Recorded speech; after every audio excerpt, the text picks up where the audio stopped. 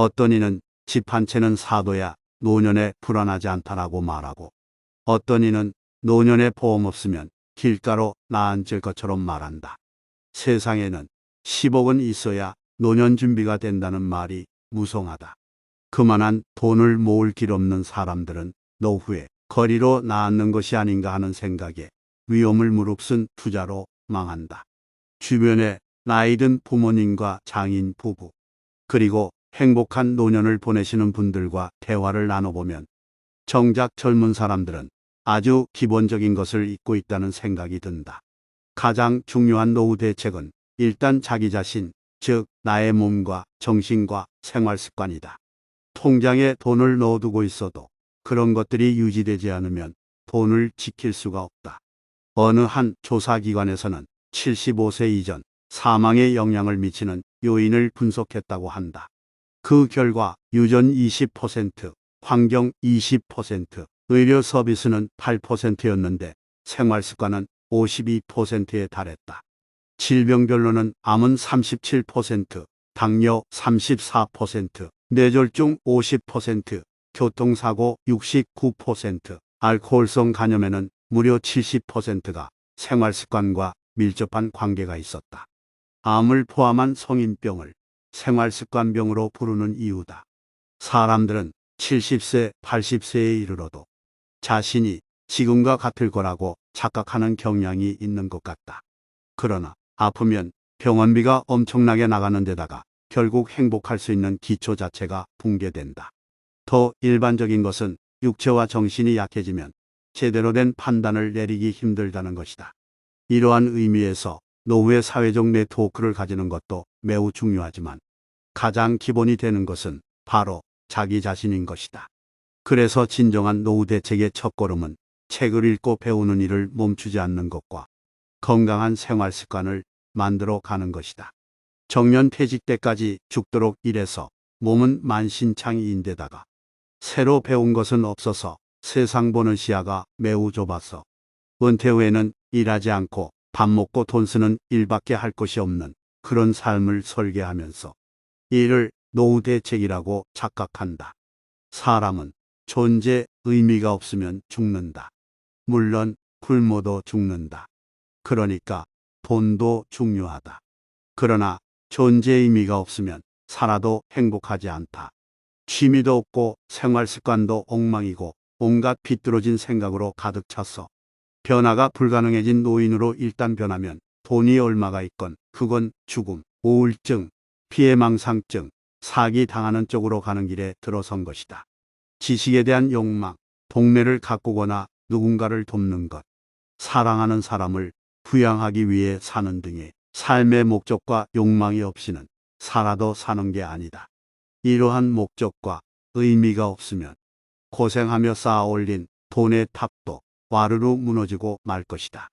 가장 좋은 노후 대책은 천천히 70대에서 80대까지 계속 일할 수 있는 것을 찾아내는 것이다. 모든 사람에게 이것이 가능할 리는 없으므로 최소한 가진 걸 유지할 수 있는 몸과 정신의 건강이라도 챙겨야 한다. 두 번째로 중요한 노후 대책은 배우자인 것 같다. 이런 의미에서 독신주의자들은 노후 대책이 크게 뒤떨어지는 것이다. 결혼한 부부라 하더라도 남편이 은퇴하면 퇴직금 갈라서 나눠서 자고 하는 황혼이혼 부부들이 있다. 행복하게 같이 늙어갈 수 있는 관계를 가진 배우자가 있는 것은 최고의 노후 대책이다. 실제로 많은 노인들은 그래서 배우자가 사망하면 얼마 살지 못하는 경우가 많다. 나이가 들면 필연적으로 우리의 육체적 정신적 능력은 쇠퇴한다. 그럴 때는 한 사람이 되는 것처럼 서로 의지하고 살아갈 사람이 있어야 정상적인 생활을 하게 된다. 그렇지 못하면 괴롭고 건강이 급격히 나빠지고 쌓아온 것이 또 한순간에 무너지고 마는 것이다. 돈이 있건 없건 이 사람 곁에서 같이 늙어가는 것으로 나는 충분히 행복하다고 말할 수 있는 배우자가 있다면 정말 든든한 노후 대책이 서 있는 셈이다. 그런 관계가 될 수 있도록 항상 노력해야 하며 이는 당연히도 60 넘어 은퇴하고 나서 시작해도 되는 게 아니다. 사람은 노인이 되면 추억에 의존해서 산다고 한다. 두 사람이 살아온 세월에 대한 추억이야말로 든든한 노년의 재산이며 두 사람의 관계를 특별한 것으로 만들어주는 것이다. 마지막으로 자식과 친구와 이웃들이 있다. 노인들에게 있어 진짜로 중요한 노후 대책은 믿을 수 있는 젊은 세대다. 노인들의 학습 능력은 점차로 떨어져가는 데 반해 세상은 빨리 변하고 있기 때문이다. 결국 노인들은 알게 모르게 조금씩 높아져 가고 좁아져 가는 벽 사이에 갇히는 신세가 된다. 그걸 피하기 위해 공부하고 운동하고 사람들과 만나서 대화하지만 노력해도 압도적인 대다수의 사람들은 새로운 세상에서 고립되고 아는 것 없는 촌놈이 되는 걸 피할 수 없다는 이야기다. 그럴 때 보다 젊은 가족이 없으면 누구에게 의지하겠는가? 사실은 지금도 노인들은 인터넷을 한다던가 핸드폰을 계약한다던가 여행 예약을 하고 차를 사고 집을 사고 파는 일에 있어서 매우 불안해하거나 심지어는 무능하다. 3, 40년 뒤에는 어떤 세상일까? 훌륭한 가족을 가지는 것의 가치는 21세기에 다시 증가하고 있다. 21세기의 중반쯤에 어디서 낯선 사람들 틈속에 미아가 돼버릴 것이 아니라면 말이다. 이런 점들을 생각해 보면 노후 대책을 말하면서 통장 잔고만 쳐다보는 시각은 매우 편협하다는 것을 알 수 있다. 돈은 대단히 쉽게 빼앗기고 없어질 수 있는 물건이다. 하지만 내 머리에 든 생각은 그렇지 않다. 내 몸에 들어있는 건강과 기술도 쉽게 빼앗아가지 못한다. 믿을 수 있는 배우자, 자녀, 친구들도 쉽게 빼앗아가지 못한다. 그런데도 불구하고 마치 60쯤까지 통장 잔고를 채우면 될 거라는 생각에 중요한 것들은 모두 잊어버리고 망가지고 무너지게 내버려두는 사람들이 많다. 성인병에 걸리고 술에 빠져들고 책은 읽지도 않으며 배우는 것도 없고 부부관계는 맹맹해지기만 하며 자식들은 제멋대로이고 같이 보내는 시간도 별로 없다. 가족을 단단하게 지켜줄 가족의 기억이라는 것도 별로 없다. 부부가 과거를 돌아보면 이 남자가 혹은 이 여자가 평생 자신을 얼마나 괴롭혔는가.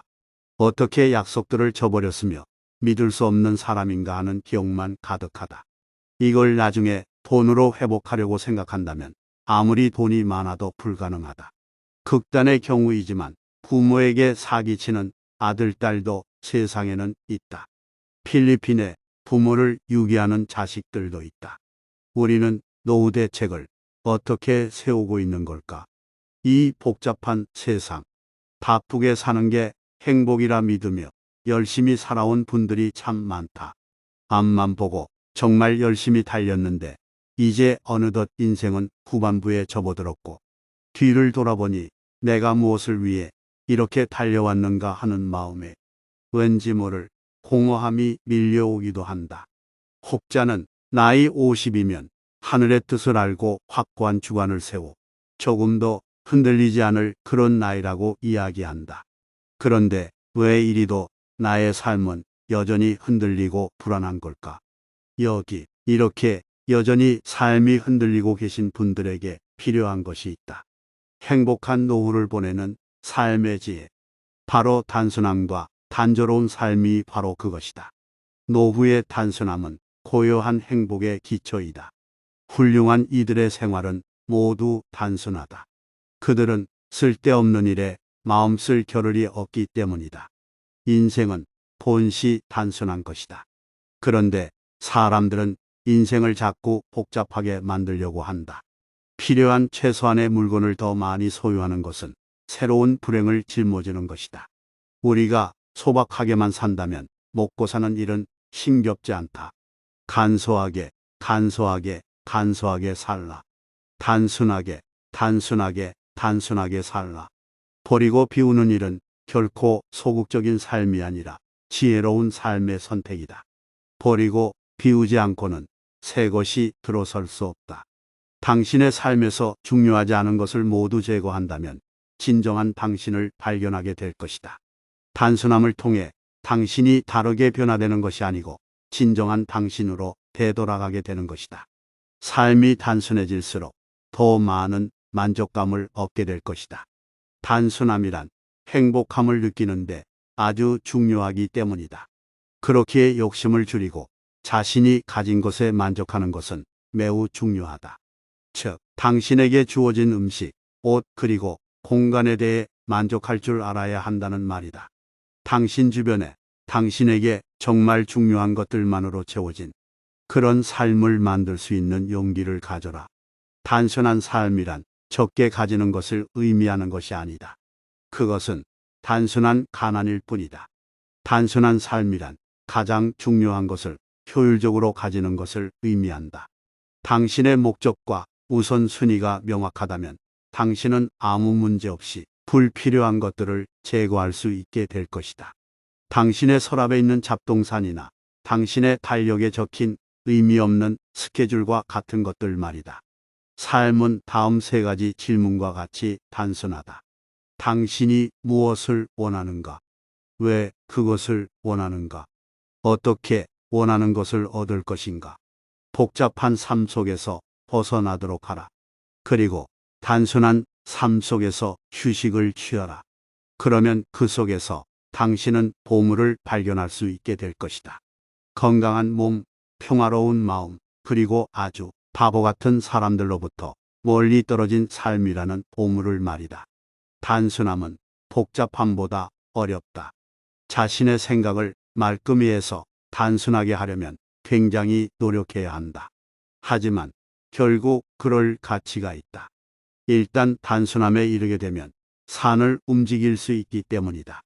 나 자신의 인간 가치를 결정짓는 것은 내가 얼마나 높은 사회적 지위나 명예 또는 얼마나 많은 재산을 갖고 있는가가 아니라 나 자신의 영혼과 얼마나 일치되어 있는가이다.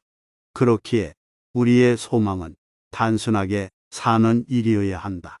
그리고 평범하게 사는 일이어야 한다. 느낌과 의지대로 자연스럽게 살아야 한다. 그 누구도 내 인생을 대신해서 살아줄 수 없기 때문에 우리는 우리답게 살고 싶다. 행복은 결코 많고 큰 데만 있는 것이 아니다. 작은 것을 가지고도 고마워하고 만족할 줄 안다면 그는 행복한 사람이다. 여백과 공간의 아름다움은 단순함과 간소함에 있다. 신선한 일을 했다고 해서 그 일에 묶여 있지 말라. 바람이 나뭇가지를 스치고 지나가듯 그렇게 지나가라. 단순함은 모든 진정한 우아함의 핵심이다. 진리는 언제나 다양성과 혼돈이 아닌 단순함 속에서 발견된다. 단순함을 얻기 위해서는 더 많은 것을 알고 있어야 한다. 진정한 천재는 단순함을 찾아가는 과정에서 복잡함을 극복한다. 인생의 본질은 무엇을 하지 않을지를 선택하는 것이다. 완벽은 덧붙일 것이 없을 때가 아니라 뺄 것이 없을 때 성취된다. 가만히 생각해 보면 단조로움은 자연의 법칙에 가깝다. 해가 떠오르는 단조로운 방식을 보라. 필요한 일을 단조롭게 하는 것이야말로 기운을 돋우며 생명을 부여하는 행위이다. 고요한 삶의 단조로움과 고독은 창의적인 마음을 자극한다. 단순함, 인내, 그리고 동정심, 이 세 가지는 당신의 가장 큰 보물이다. 나는 내가 한 일만큼이나 우리가 하지 않은 일을 자랑스럽게 여긴다. 혁신이란 1000가지의 생각을 거절하는 것이다. 이 세 가지를 늘 고민할 수 있어야 한다. 너는 도대체 무엇을 가지고 있는가, 무엇을 원하는가, 그리고 무엇을 버릴 것인가? 이렇게 세 가지 질문이 바로 그것이다. 누구라도 일생 동안 가져야 할 고민이다. 아름다움을 아는 영혼은 때때로 혼자서 걸을 것이다. 단순함은 노후의 인생을 가볍게 한다. 노후의 단순함은 삶의 정수를 발견하는 열쇠이다. 그 안에는 더 깊은 의미와 풍요로움이 숨어 있다. 단순함은 자유의 상징이다. 그것은 우리가 복잡한 것들에 묶이지 않고 진정한 본질에 접근할 수 있게 해준다. 단순하게 설명할 수 없다면 제대로 이해하지 못한 것이다. 단순한 것은 사람을 매혹시키는 힘을 갖고 있다. 어린아이의 세계에서 찾을 수 있는 매력도 그 단순함 속에 있다.